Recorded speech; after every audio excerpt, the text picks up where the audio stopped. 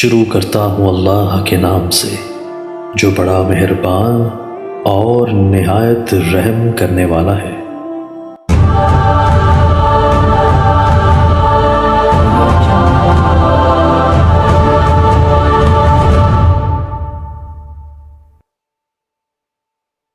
کالا یرکان ہو تو اس کے لیے وہی میں نے کئی دفعہ بتایا، لیس لہا من دون اللہ کاشفہ، سر درد گردن کا اس کے لیے بھی وہی آیت ہے، لیس لہا من دون اللہ، اللہ کے سوا کوئی شفا نہیں دے سکتا۔ عمرہ ادا کرنے کے بعد سر تو اس طرح نہیں چلوا سکا، چوٹی کے بال کٹوائے، اگر ٹک لگایا یا تھوڑے سے کٹائے تو دم پڑے۔ پاکستان سے جو عمرے پہ ہے مسافر پوری نماز کیوں پڑھیں گے؟ کوئی نیا مسئلہ آپ نے ڈھونڈا ہے کہ عمرے والے کے لیے قصر نہیں ہے؟ یہ ابھی 14ویں صدی میں مسئلہ بنا ہے۔ مسافر ہے، حضور جب حج پہ آئے تو قصر پڑی، حضور پاک جب مکہ فتح کرنے کے لیے آئے تو قصر پڑی، اور آپ نے اعلان بھی فرمایا کہ یا اہل مکہ اتموا صلاتکم فإنا قوم سفر، کہ تم لوگ اپنی نمازیں پوری کر لو، ہم مسافر ہیں۔ مدینہ منورہ سے واپسی پر اگر عورت کو حیض آ جائے، اگر اس نے عمرے کی نیت کی ہوئی ہے تو اب بیٹھی ہے، جب پاک ہوگی عمرہ کرے گی۔ باقی اس کے دن جانے والے ہیں تو 100 ریال دے کے ٹکٹ آگے بڑھا دیں، بجائے اس کے 400 ریال کی بکری بنے۔ خواب میں حضور کی زیارت بڑی خوش نصیبی ہے، ان کو نصیب ہوتی ہے جو متبع سنت اور کثرت سے ضرور پڑھنے والے لوگ ہوتے ہیں۔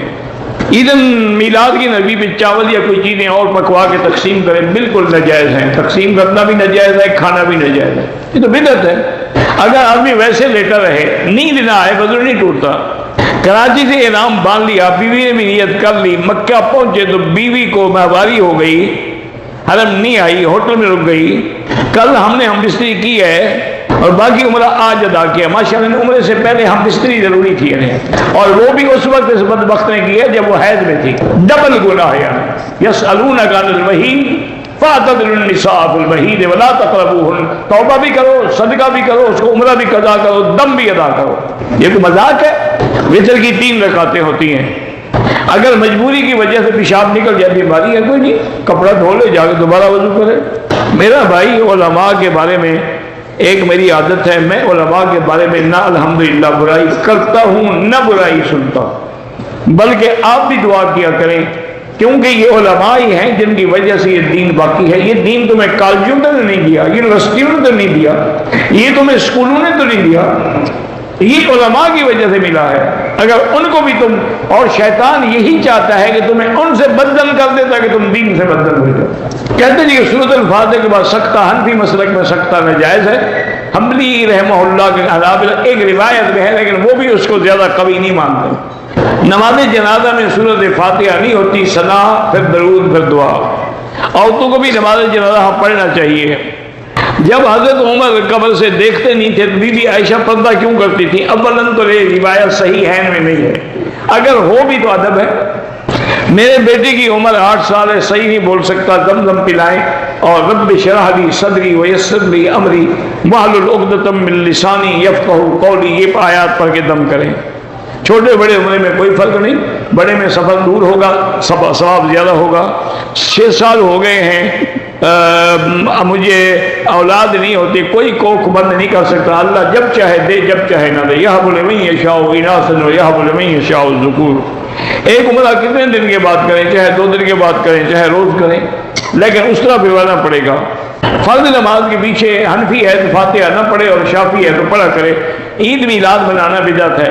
میرا بھائی اگر عید میلاد سنت ہوتی تو حضرت ابو بکر نہ مناتے، حضرت عمر، حضرت عثمان، حضرت علی، حضرت حسن، حضرت حسین، حضرت معاویہ، آل بیت رسول اللہ، ان کو محبت نہیں تھی، تمہیں زیادہ محبت ہو گئی ہے عید میلاد منانے سے۔ مدینہ منورہ میں کم سے کم کتنی دن رہنا چاہیے؟ ساری زندگی، حتیٰ کہ موت ہی وہیں آئے، جتنا اللہ توفیق دے کتنے دن رہنا چاہیے۔ حضور کی حدیث ہے کہ من استطاع منکم ان یموت فی المدینہ فلیمت، جس کو طاقت ہو گیا موت مدینے میں آئے، اس کو چاہیے کہ مدینے میں مرے۔ احرام کے ساتھ برش اگر ہم کریں، اپنا ٹوتھ پیسٹ، اگر ٹوتھ پیسٹ میں خوشبو تھی تو پھر صدقہ کریں، نہیں تھی تو کوئی بات نہیں۔ احرام کے ساتھ کھانا کھانا کیسے ہے؟ تو کیا احرام کے ساتھ آدمی بھوکھا رہے آدمی؟ یہ اچھا مسئلہ ہے۔ طواف کے بعد عمرے کا طواف کرنے کے بعد نفلیں پڑھنا واجب، ہاں واجب ہے۔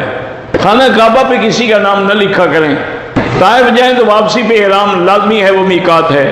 حضور پاک کو خواب میں دیکھنا ہو تو سنت پہ چلیں اور درود شریف کثرت سے پڑھیں۔ امام ابو حنیفہ کے بارے میں قرآن میں ذکر ہے، قرآن میں کسی امام کا ذکر نہیں ہے، صالحین کا ذکر ہے۔ بھائی اپنی بہن سے کافی عرصے سے ناراض ہے لیکن ابھی خوش ہونا چاہتا ہے، لیکن اس نے 3 طلاق ڈالا تھا۔ بہرحال تم اپنی بہن کے ساتھ ملو، باقی 3 طلاق کے بارے میں بعض علماء کہتے ہیں قسم کا کفارہ دے دے۔ حنفی مسلک میں یہ ہے کہ 1 طلاق ہو جائے گی اور رجوع کر لے۔ نفل نماز میں سجدہ تلاوت کے 2 سجدے کر لیے، کوئی بات نہیں۔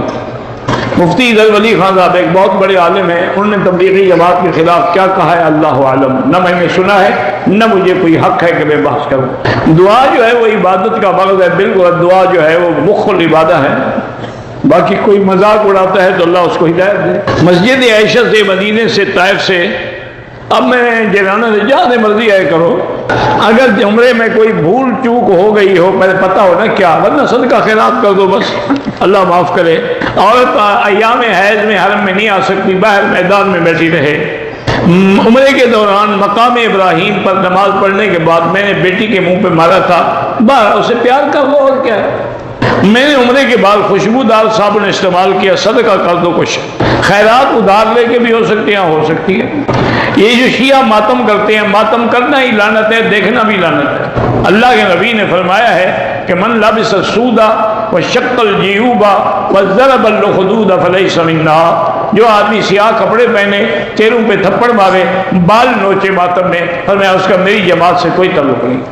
جو لوگ پاکستان سے سگریٹ لاتے ہیں، اللہ ان کو ہدایت دے، حرام چیز مکے میں لا کے بیچتے ہیں۔ ہمارے گھر کے قریب شیعہ رہتے ہیں، وہ ہمارے گھر وغیرہ میں چاول بھیجتے ہیں، تو آ کے غریبوں کو دے دیا کہ بہتر ہے کہ استعمال نہ کرو، اللہ عالم انہوں نے کس چیز سے پکائے ہیں۔